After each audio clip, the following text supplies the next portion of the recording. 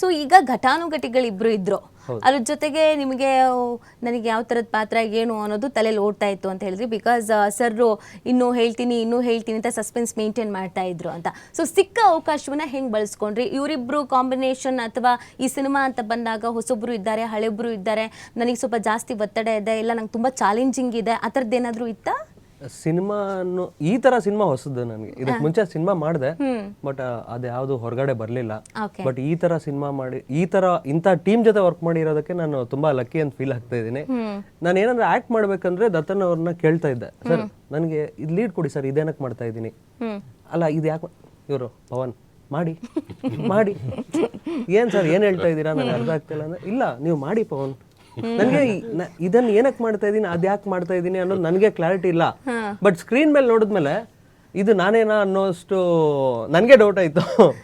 ಅದು ಏನಂತಾರೆ, ಆ ಕ್ಯಾರೆಕ್ಟರ್ಗೆ ಅಷ್ಟು ವೆಯ್ಟ್ ಇರೋದು ನನ್ನ ಸ್ಕ್ರೀನ್ ಮೇಲೆ ನೋಡೋರ್ಗೂ ಗೊತ್ತಾಗಿಲ್ಲ. ಮತ್ತೆ ಸುಮಾರು ಸಾರಿ ಕೇಳಿದೆ, ಪರಮೇಶ್ ಸರ್ನ ಕೇಳಿದೆ, ಮತ್ತೆ ದತ್ತನ ಸರ್ ಸಿನಿಮಾ ತೋರಿಸಿ ಅಂದ್ರೆ ಇದು ಹೆಂಗಿದೆ ಅಂದ್ರೆ ಪವನ್ ಕ್ಯಾರೆಕ್ಟರ್ ಹೇಗಿದೆ ಅಂದ್ರೆ, ನಾನು ಕಾಲೇಜ್ ಡೇಸಲ್ಲಿ ದೀವಾನ ಫಿಲಿಮ್ ನೋಡಿದೆ.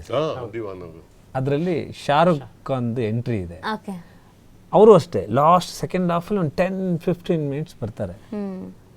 ಓ ಅಂತ ವಿಷಲ್ಲು ನಮಗೆ ಮೊನ್ನೆ ನೋಡಿದಾಗ ಅದೆಲ್ಲ ನೆನಪಾಯ್ತು ನನ್ನ ಕಾಲೇಜ್ ಡೇಸ್ ಎಲ್ಲ. ಸೊ ಆ ಥರ ಒಂದು ಕ್ಯಾರೆಕ್ಟ್ರು, ವ್ಯಾಲ್ಯೂ ಇರೋವಂಥ ಕ್ಯಾರೆಕ್ಟ್ರು ನೋಡಿ, ಅಲ್ಲಿಂದ ಕ್ಯಾರಿ ಮಾಡ್ಕೊಂಡು ಬಂದಿರ್ತಾರೆ. ಜಸ್ಟ್ ಒಂದು ಕ್ಯಾರೆಕ್ಟರ್ ಒಂದು 15 ಮಿನಿಟ್ಸ್ ರೂಲ್ ಮಾಡಿಬಿಟ್ಟು ಮನೆ ಮಾತಾಗ್ಬಿಟ್ಟಿದೆ, ಹಚ್ಕೊಂಡ್ಬಿಟ್ಟಿದ್ದಾರೆ ಎಲ್ಲರೂ ಅಂದರೆ ಆ ಪವರ್ ಎಷ್ಟಿದೆ ಅದು ಕ್ಯಾರೆಕ್ಟರ್ಗೆ. ಸೊ ಅದೇನಾಗುತ್ತೆ ಅಂದರೆ ಆ ಕತೆ ಒಳಗಡೆ ಹಂಗಿದೆ, ಆ ಕತೆ ಒಳಗಡೆ ಈ ಕ್ಯಾರೆಕ್ಟರ್ಗೆ ವ್ಯಾಲ್ಯೂಸ್ ಹಂಗಿದೆ ನೋಡಿ. ಬರೀ ಒಂದು ಆ ಶೋಲ್ಡ್ರು ಬ್ಯಾಕ್ ಶಾಟಿಂಗ್ ಶಾಡೋ ಥರ ತೋರಿಸಿದ ತಕ್ಷಣ ವಿಜುವಲ್ ತಗೊಳುತ್ತೆ ಅಂದರೆ ಆ ಕ್ಯಾರೆಕ್ಟರ್ ಫಿಲಿಮಲ್ಲಿ ಯಾವ ಲೆವೆಲ್ ಕೂತ್ಕೊಂಡಿರ್ಬೋದು. ಇವ್ರದ್ದು ಎಂಟ್ರಿ ಹೆಂಗಿರುತ್ತೆ ಮೇಡಮ್ ಫಿಲಿಮಲ್ಲಿ, ಸೊ ಫಸ್ಟ್ ಎಂಟ್ರಿಲಿ ಇವರು ಈ ತರ ಒಂದು ಟೀ ಶರ್ಟ್ ಅಲ್ಲಿ ಇರ್ತಾರೆ, ಯಾರು ಎಕ್ಸ್ಪೆಕ್ಟೇ ಮಾಡಲ್ಲ. ಕ್ಲಾಸ್ ರೂಮ್ ಅಲ್ಲಿ ಇರ್ತಾರೆ, ಕ್ಲಾಸ್ ರೂಮ್ ಅಲ್ಲಿ ಹೀರೋಯಿನ್ ಜೊತೆ ಮಾತಾಡಿ ಹಿಂಗ್ ಹೊರಗಡೆ ಬರ್ತಾಳೆ ಹೀರೋಯಿನ್.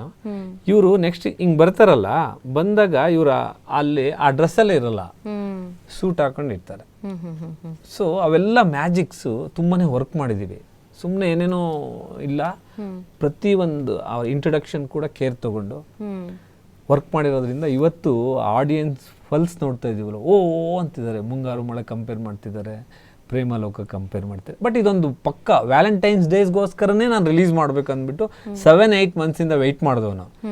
ಇದೊಂದು ಪ್ರೇಮಿಗಳಿಗೆ ಹಬ್ಬ, ಇದನ್ನ ನಾನು ರಿಕ್ವೆಸ್ಟ್ ಮಾಡ್ತೀನಿ, ಮಿಸ್ ಮಾಡ್ಕೊಬೇಡಿ ಅಂತ. ಇದೊಂದು ಬೇರೆ ಫೀಲ್ ಕೊಡುತ್ತೆ ನಿಮ್ಗೆ, ಪ್ರೇಮಿಗಳು ಇದನ್ನ ಮಿಸ್ ಮಾಡ್ಕೊಬೇಡಿ. ಜೊತೆಗೆ ಹೋಲ್ ಫ್ಯಾಮಿಲಿ ಪ್ರೀತಿ ಅನ್ನೋದನ್ನ ಎಲ್ಲರೂ ಬೇರೆ ತರ ತೋರಿಸಿದ್ದಾರೆ.